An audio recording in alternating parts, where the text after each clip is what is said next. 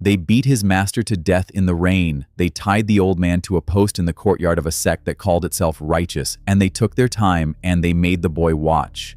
The charge was demonic cultivation. The charge was a lie. Hyuk Woon-sung knew it was a lie because he was the old man's only student, and he had never once seen his master raise his hand in anger, let alone touch the dark arts. He tried to fight his way to the body. He was not strong enough. They ran a sword through him and left him to die in the mud, beside the only person who had ever loved him. That should have been the end of it. It was not. Because as the light went out of his eyes, an old artifact buried beneath that courtyard chose him. And Hyuk Woon-sung woke up, small and cold and very much alive, inside the one place in the entire world that could teach him to burn his enemies down to ash. The heavenly demon cult. To understand what he became, you have to understand what he lost. In the martial world, the Murim, there were two kinds of power. There were the orthodox sects, who wore white and spoke of honor and ruled the land with a gentle, smiling cruelty. And there was the heavenly demon cult, the darkness they told their children to fear. Hyuk Woon-sung's master belonged to neither. He was a spear master, an old man with a single student, no sect, no army, no one to protect him. He asked for nothing from the world except the chance to teach one boy how to hold a spear with honor. But you should know what kind of man the world threw away. The spear master was not weak. He had simply chosen, long ago, to stop climbing. He had seen what the Murim did to people who chased power, how it hollowed them out, and he wanted no part of it. So he took in a starving boy with no family and no future, and instead of making him a weapon, he tried to make him a person. He taught Woon-sung that a spear was not for taking, but for protecting. He taught him patience and restraint and the quiet pride of doing one thing well. For the first time in his life, the boy had somewhere to belong, and that, in the end, was the cruelty of it. The world did not take everything from him all at once. It waited until he finally had something to lose. Then it took that. It started, as these things always do, with politics. The Chongshong sect needed to make an inconvenience disappear, and a rumor was cheaper than a war. So the rumor spread, town to town, that the quiet old spearman on the edge of the valley was secretly a practitioner of forbidden demonic arts. There was no evidence. There did not need to be. An accusation, repeated by powerful men, becomes the truth. They came at dawn.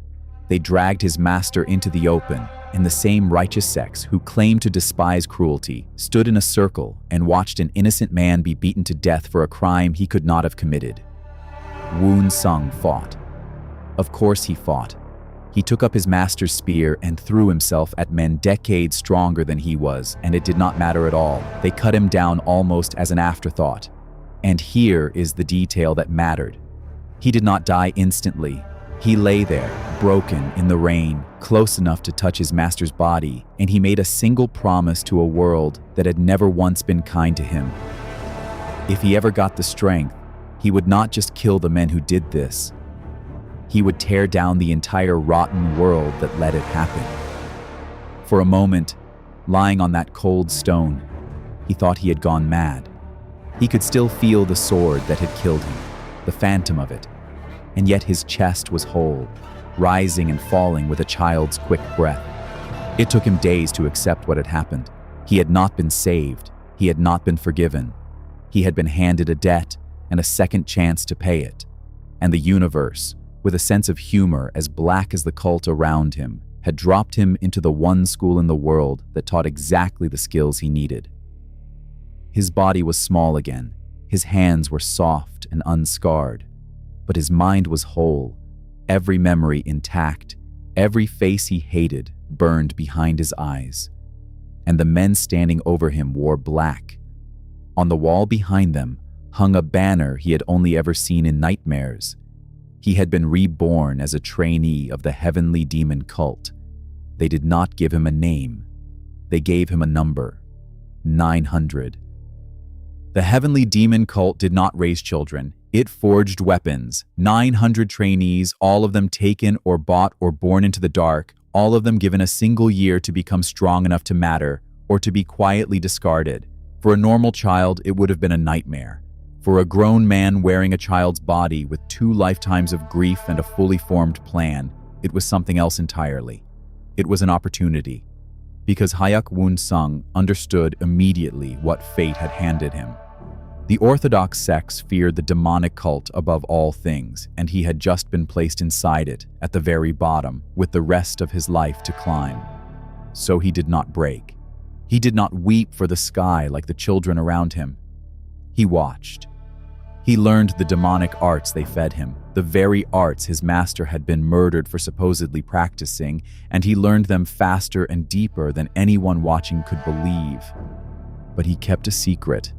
In the dark, when no one could see, he also practiced the spear. His master's spear, the honorable art, hidden inside the demon. 2 souls in one body, 1 mask for the cult, 1 truth underneath, and a single purpose binding them together. He let them think he was just another gifted monster, and he climbed. From 900 to a rank, to a name whispered with respect by instructors who had no idea they were sharpening the blade that would one day be held to their own masters' throats.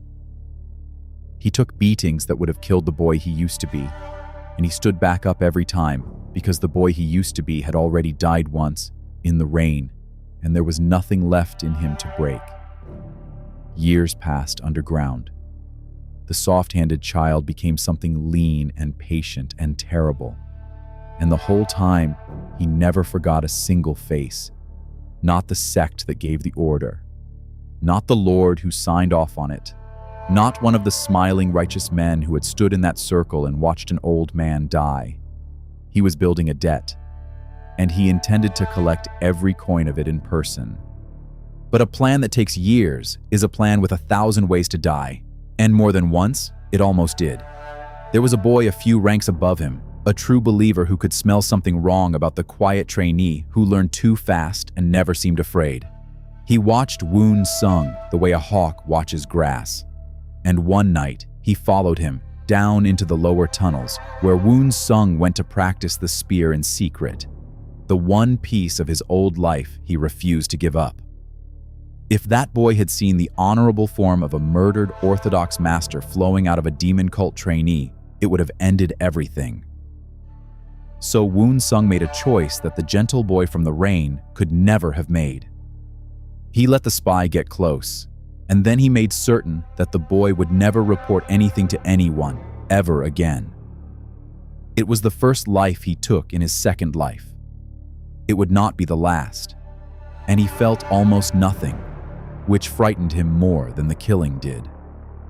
After that, he stopped pretending he was only pretending. He went down into the demonic arts the way a drowning man goes down into deep water. All the way, no hesitation. And he found that he was terrifyingly good at them. The instructors had a name for trainees who advanced like that. They called it a gift from the heavenly demon himself. They had no idea they were watching a grown man who already knew how to fight, simply learning a second language of violence on top of the first. He passed the rivals who had underestimated him. He climbed past instructors who had once looked through him like he was furniture, and he watched their eyes change, from contempt to interest, to something that was almost fear. He was no longer number 900. He was becoming someone the cult itself would one day answer to.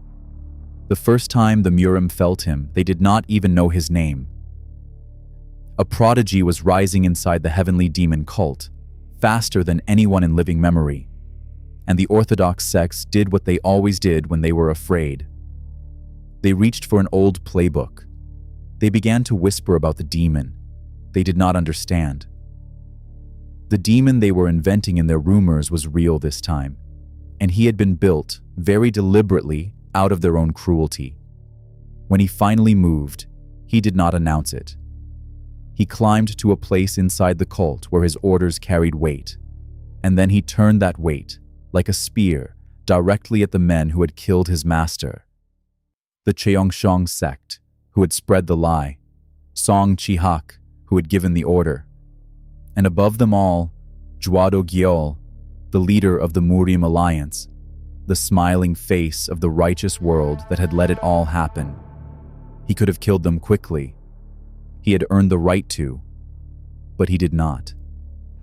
He wanted Song Chi-hak to understand fully before the end that the demon in front of him was the same boy he had ordered cut down in the mud a lifetime ago. He wanted Jwa Do-gyeol, who had ruled the righteous world from a high golden seat, to feel for one single moment what the spear master had felt, tied to a post, with no one coming to save him. And when they finally stood in front of him, when they finally understood that the demon the Orthodox world had feared for a generation had a personal reason to hate them specifically, the honor they had always pretended to have was nowhere to be found. They begged, they bargained, they called him a monster, and he agreed with them. Because they had made him one on purpose to bury a murder, he gave them the same justice they had given a kind old man. None at all. He won. He climbed out of the bottom of the darkest place in the world, and he made every one of them pay. But here is the thing the artifact never warned him about. To kill the men who called his master a demon, he had to become one. The gentle boy who only ever wanted to learn the spear from a kind old man, that boy really did die in the rain. And what walked out of the heavenly demon cult, wearing his face, was something his master would not have recognized. So here is the question. They executed an innocent man for being a demon, and in doing so, they created a real one. Was that justice finally catching up with them? Or did they simply get exactly the monster they invented? Tell me below. And if you want more stories where the hero wins but does not come back the same, follow Dark Manhwa recaps. Because down here, surviving and staying human are almost never the same thing.